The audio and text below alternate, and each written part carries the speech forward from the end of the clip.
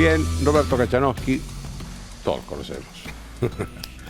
Roberto, la primera pregunta que te quiero hacer es porque surgió en los últimos días una noticia que sorprendió a todo el mundo: la soja superó los $500 en la tonelada en el mercado de Chicago. ¿Eso de qué manera va a influir en la economía argentina? Mira, yo te diría que es más que un viento de cola, es una brisa. Una brisa en un contexto donde vos tenés un montón de otras commodities que no aumentaron, la soja sí, básicamente por China, pero también hubo un problema de sequía, ¿sí? Entonces eso hace que suba el precio. Pero tampoco podés estar apostando a que la soja te vaya a salvar, porque ya con el problema fiscal que tenemos, una buena cosecha de soja no te salva a esta altura del partido. Vamos, realmente complicados. Así que yo te diría, es una brisa de aire, pero no es que con eso van a tener el motor de la otra época, ¿no? Ya. Ahora, ¿cómo imaginás vos el año 2021? Con el precio de la soja que aumentó, con todos los problemas que arrastramos, con la pandemia, ¿cómo imaginás? ¿Imaginás un país mejor que en el 2020? ¿O...? La verdad, no quiero amargar la noche, pero lo veo muy, muy complicado. Es un año electoral, vamos por partes, ¿sí? En todo año electoral, los gobiernos quieren, y sobre todo necesita ganar las elecciones, por una cuestión que todos sabemos.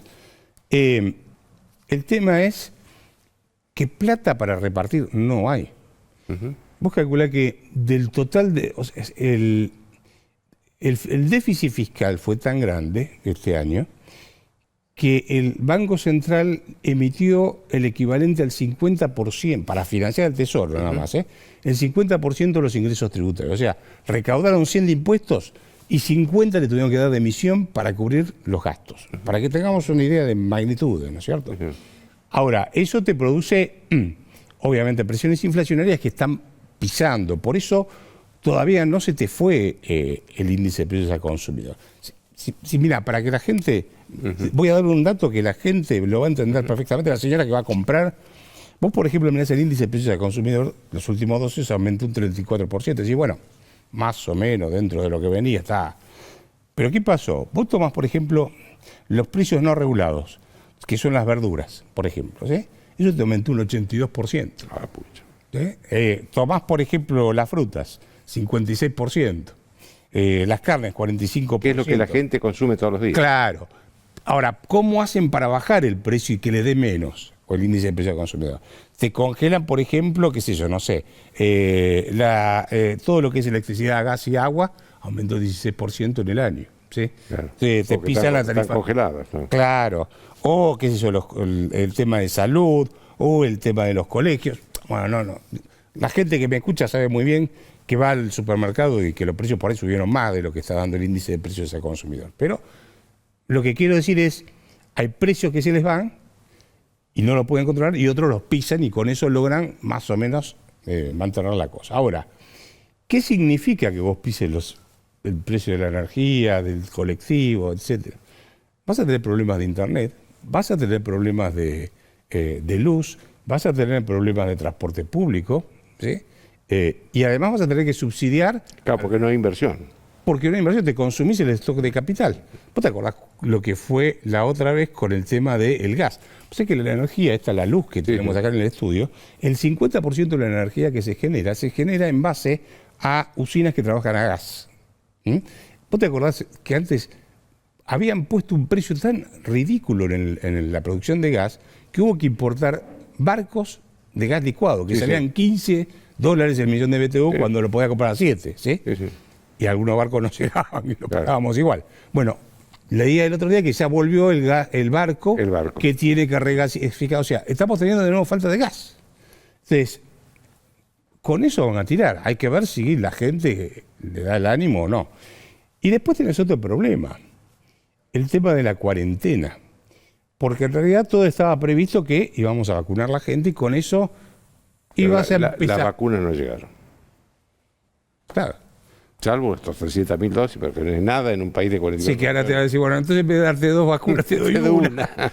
O sea, al mismo precio. Claro, al mismo precio, las tiran, ¿viste? O sea, esto, ¿viste? Cortame la feta de jamón más finita para que alcance para más sándwich.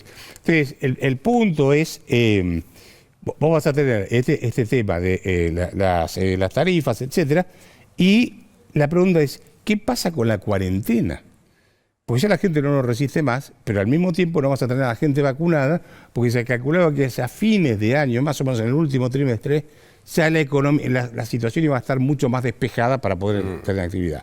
Si no vacunaste a la gente, probablemente los otros países avancen y nosotros no avancemos. Entonces, tenés un año muy complicado desde el punto de vista de las tarifas de los servicios públicos. Yo no sé si las van a subir, era en enero, la pasaron a marzo, y la verdad que no sé si las van a volver a subir. Yo te decía, recién estabas con la gente del campo, juego que van a ir por más productos. ¿Sí? O sea, es decir, por el trigo, la carne, el maíz, el maíz ya fueron, la soja. Sí, a eso mucho no les importa. Acordate, ¿sabes qué pasó con el trigo la otra vez? Cuando estuvieron en el anterior gobierno le habían puesto el cupo como en el maíz ahora. El área sembrada de trigo bajó a la mitad, bajó un 50%. Y la producción obviamente se desplomó. La exportación de carne desapareció. Cuando sacaron todas esas restricciones, puse que exportábamos 1.000 millones con restricciones, y cuando le sacaron las restricciones a la exportación de carne vacuna, se llegaron a exportar 4.000 millones, y multiplicaste por 4 la exportación de carne. Con esto te quiere decir, vos pones restricciones, vas a tener precios artificialmente bajos por ahí del asado de tira, pero te vas a estar consumiendo de nuevo estos ganaderos, vas a producir menos granos y vas a terminar por de nuevo la soja.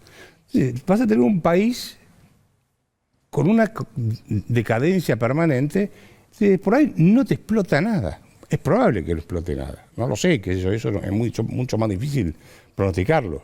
Lo que te puedo decir es que con estas condiciones es muy difícil imaginar un país despegando. Ahora, otra cosa que veo es una tentación del gobierno por prohibir, ¿no? Esto que estábamos hablando recién con los productores, prohíbe la exportación de maíz.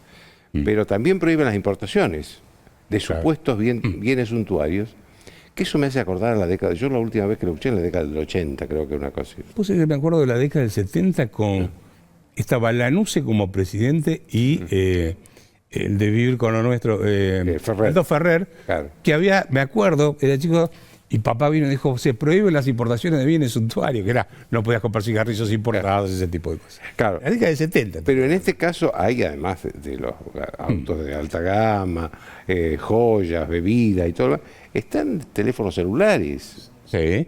Ahora, yo lo que te quiero preguntar es, ¿se resuelve algo con todo esto? No, porque en realidad la importación de bienes de consumo dentro del total de las importaciones es lo menos importante.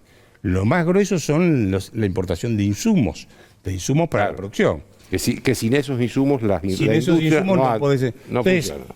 De nuevo, vuelvo al caso del campo. ¿Sabes por qué? Porque yo creo que el campo, y no puedo chuparle la media de la gente del campo, pero es el sector que más rápidamente te puede empujar la economía si pones orden, ¿sí? Y después otros sectores van a poder, pero es el que primero te puede impulsar. Vos, por ejemplo, en el campo te están faltando alambre.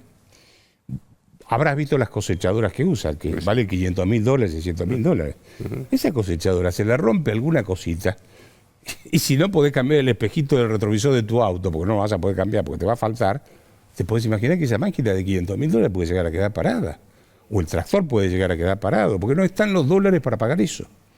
Entonces, te va a poder afectar el consumo. Esto es porque ellos parten del supuesto de que vos sos pobre porque yo soy rico. Entonces, a mí me tienen que sacar y darte a vos. Ese es el criterio, es un suma cero. En vez de empezar a agrandar la torta y producir más, para que haya más puestos de trabajo, mejores ingresos, más riqueza y la gente pueda vivir mejor, sacamos a uno y le damos al otro. ¿Y cuál es el resultado? Que ves todos los días alguna empresa que se va de la Argentina. Menos puestos de trabajo, menos salario real, más pobreza, más desocupación. Ahora, decime, ¿esto lo hacen porque necesitan dólares? Porque por otro lado es contradictorio. Cierran las importaciones, algunas importaciones para ahorrar dólares, pero cierran las exportaciones, que es la que trae dólares.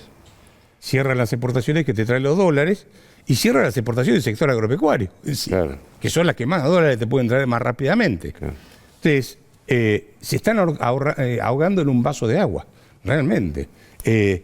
Yo creo que hay mucho de impericia, mucho de ideología también. Eso de ir por el campo es la venganza del 2008. ¿Cuándo fue el 2008? No sé. 2008, sí. Creo que hay mucho de eso, pero también hay mucho de...